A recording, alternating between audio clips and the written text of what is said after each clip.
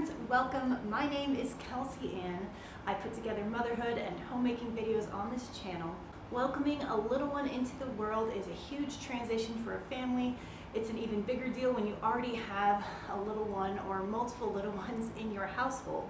Today I'm going to be going through 7 tips that will help you prepare your toddler for welcoming a new sibling into the family. Let's get started.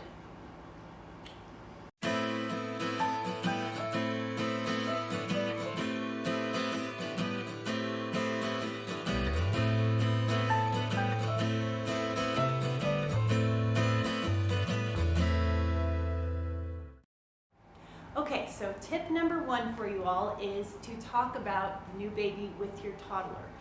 It has amazed me over the months how much Malachi actually picks up on and understands. Your child may not be able to communicate as effectively as you would like or as they would like.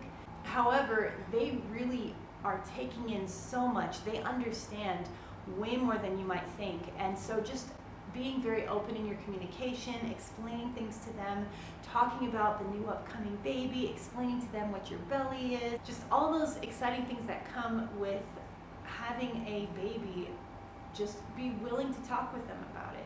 This will not only help foster this anticipation and excitement for the new baby with your toddler, but it also will help them just have a better understanding of the lingo and the stuff that you're going to be talking about. It won't be suddenly this new thing, brother or sister or sharing. Talking a lot about it up front with them and treating them like a little person, because they are. They're not the baby anymore, and that's the reality that they will be facing soon, so they shouldn't be treated like one. Tip number 2 is do not prohibit touch or play with the items that are being brought in for the new baby. My husband and I decided that we didn't want to be constantly, hiding away all the baby things and trying to keep the items out of Malachi's reach. We want to incorporate him as much as possible into our family unit, and as we are bringing a new member into the family, this is going to include this little one, it's going to include our toddler, and he's a part of everything. So rather than keep telling him no and prohibiting him from touching the items, we let him play with the toys that came in. We just used it as an opportunity to talk with him about the new baby. So, if he's playing with a toy we like, this will be baby Violet's toy, and or we'd have a few things that he grew out of, and we'd say, oh, these were baby Malachi's when you were just a little baby, and now they're going to be baby Violets. And so we just use that as a way to be open with our communication and prepare him for what was to come. It just made it way more fun and exciting. So just encourage you parents out there to allow your children to take part in the whole fun experience of bringing these new items and gifts for your little one into the home. Okay, tip number 3, any transitions that need to take place should be done far enough in advance or perhaps delayed. So for an example would be putting your child into a toddler bed. This was something that we didn't have to do. I knew Malachi wasn't ready. By the time Violet was born, he wouldn't have been ready to go into a toddler bed. We have now made that transition. But that was something that before Violet took over his baby crib, we wanted to make sure he had plenty of time in advance to get used to his new bed, because otherwise if you're kicking your child out of their crib and then putting them in the new bed and then the baby's immediately taking over their crib, it's going to make them feel sort of displaced and feel like the baby is taking over their stuff. You want to give enough time for them to recognize it's not theirs anymore. They grow out of it. They move on before you bring baby in and let them take over the baby things. So the way that we dealt with this is because we didn't want to buy another crib, a second crib, and we knew Malachi would be ready to move on to his toddler bed very soon. We had Violet in our bedroom with us in her first few months of life anyway, so we weren't putting her into that crib yet, and that gave us the buffer time that we needed, so we bring her in to our room for her bedtime, and then those months, those weeks following, we used as a time to transition Malachi into his own bed before the crib became Violet's bed, if that makes sense. Other things to consider are potty training. Whether or not Malachi was ready, I was not going to potty train him right before Violet came, even though that would be more convenient for me. It's definitely more difficult trying to potty train him now with a little baby to worry about, but that doesn't matter because a lot of times big life skills that toddlers learn around this time are difficult for them to hold on to. It's difficult for them to retain, and if they were previously potty trained or sleeping in a toddler bed versus a crib, sometimes they end up taking steps backwards after a big transition in their family, such as bringing a new sibling into the family. So I didn't want to start him on that and have it, even if he learned it before she came, have that be super new. And I just wanted to give him enough time to get used to the family the way it was and be established in that way and get into a routine before I threw something else new his way. So think about those transitions. I only gave you a couple examples, but think about the transitions that are to come, the transitions that are upcoming in your toddler's life, and how do you want to approach them. Just have sort of a plan of action as far as they are concerned regarding the timing of these transitions. Okay, for tip number 4, it is to create early discipline and structure. And what I mean by that is you want to be working on structure with your toddler and methods of discipline depending on how you approach that. But you want your toddler to be manageable when you have 2, because the reality is having 2 is harder than 1. When you have 1, all your focus is on that child, and if they've previously been able to get away with running around the house and getting into whatever they want because you are managing them and you are watching over them, that's not going to be the case when you're trying to nurse a baby or you're changing a diaper. So you need to kind of think ahead about those things that you previously were able to do with just 1 and now maybe won't be able to do with 2. Every family is different as far as how you approach discipline and structure, but you do want that to be in place before the baby comes. There are also different areas in your child's life that you can create structure and make it really fun for them and make it so much easier on you once baby comes. For example, I started Malachi on reading time, and this I started several months before Violet was born because we needed to practice it. Basically, I started just 5 minutes at a time, putting him on the couch with some books and a couple toys, and it was just his time to be quiet and read and play, and I would just gradually up the time. Now I only have him do it for like 15 to 20 minutes, but the idea was to give him something to do while I was nursing so he wasn't running around getting into trouble. Another thing that I've done with him is room time. He goes into his room with the gate up and plays with his toys. Another thing that I did with him was blanket time. It's kind of similar to reading time, but it's on a blanket, so it makes it easier. If you're in a different place in the house, you can just throw the blanket down. They're doing blanket time. Again, I don't make him do it for very long, but it's fun for him and it gives me some reprieve as long as I know that he's going to stay on that blanket, stay on the couch that I put him on. So just working on that ahead of time, it's really not that difficult. Just start with baby steps and work your way up, and then you will have something to work with when you are taking care of your little one later down the road.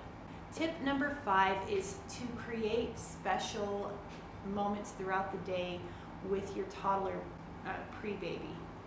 There are certain things that you kind of may be thinking about that, oh, I do this with my toddler now and I'm really not going to be able to do this once the baby comes. And then the tendency is to get all that one-on-one time in while you can, and then suddenly there's going to be this cutoff and the baby comes and you won't have this special time with your toddler anymore. That's a hard transition for you, and that's a hard transition for your toddler as well. So I recommend making these little moments, create a special time at least once in your day with your toddler that's just intentional time just for the 2 of you. This begins before the baby comes, but then the idea is to be able to continue it after the baby is born. So something that I started with Malachi was tea time. We have a little tea time, sometimes a little devotions and a scripture verse, and I'll read something to him. It doesn't even have to last that long, but it's just special time that is for the 2 of us, and he knows that he gets that every day. So even if you end up getting busy with baby, he can look forward to that. And that way he's not going to feel suddenly deprived of all this time if you're just trying to give him so much time before the baby comes and everything's about him, because you know it's going to go away and then the cutoff and it's gone, and it's just a hard transition. And you want to make that as smooth as possible, and you don't want to have that cutoff. You don't have to give up all of your time with one child for the other. You don't have to sacrifice everything for the other. So just finding that balance, begin that before the baby comes. Tip number 6 is to stress the big kid stuff. Anyone who has a toddler probably doing this already, whether or not you're expecting another sibling, but just grounding the idea in that they are a big kid now. They are not the baby, and giving them little tasks. Don't be afraid to talk up about them and encourage them. My husband and I, long before Violet was born, were talking about big boy Malachi, and we would look at photos or videos of Malachi as a baby, and we'd say, this is baby Malachi. Now you're big boy Malachi. And that really actually, though it may seem simple and kind of silly, it really helped his mind, I think, make that transition for himself, because that is the reality that I mentioned at the beginning, is he's not a baby anymore. Helping them understand that and kind of make that jump mentally is really going to help when you make that transition of a new sibling. And tip number 7, teach your child independence. Again, this is something that starts before the baby is born. You want to foster that independence in your toddler. The supposed terrible twos, and even before that and after, there's a lot of development that is happening mentally. There's a lot of physical development that's happening, just so many changes that is going on with your toddler. And you don't want to stifle that independence. You want to give them an environment that has structure, but within that structure, you give them opportunities to be independent in the realm that they are able. For example, giving them little tasks and chores. Malachi helps feeding the dog, or you can have them help you with the laundry or clear their plate at the table, and it's allowing them to choose what they wear in the morning, giving them a couple shirt choices, or letting them pick their shoes. Just little things like that really impact your toddler's life. The reason that there are often so many tantrums and discipline issues with a toddler is because they are learning that independence. They're learning that I am a little person and I make an impact on the world. And as they understand that, they start speaking out in the voice and the manner that they understand and that they deem most appropriate. Our job as parents is to help them make their voice heard in a way that's appropriate, and just giving them that ability to learn independence in a way that's built around structure and discipline. So all that being said, don't stifle their independence. Let them do things for themselves. It's going to help them grow and mature. It's also going to help you when the baby comes, because they're going to be wanting to do more for themselves, and they're going to learn faster to do things for themselves. They're going to have that ability, they're going to have that desire. It doesn't mean that they're chaotically doing whatever the heck they want to do. It's how you help your toddler from being this little person and growing into adulthood. Okay, well, that is all for this video. I hope that these tips prove helpful for you. If you are expecting, congratulations. That is a super exciting time in your life and is a very big milestone in a family. It's been such a treasure welcoming baby number 2 into our lives, and I hope that you find just as much joy as we have. Thank you for joining me. If you liked this content, give the video a thumbs up and subscribe for more like it, and hit the bell button if you want to be notified anytime I post a new video.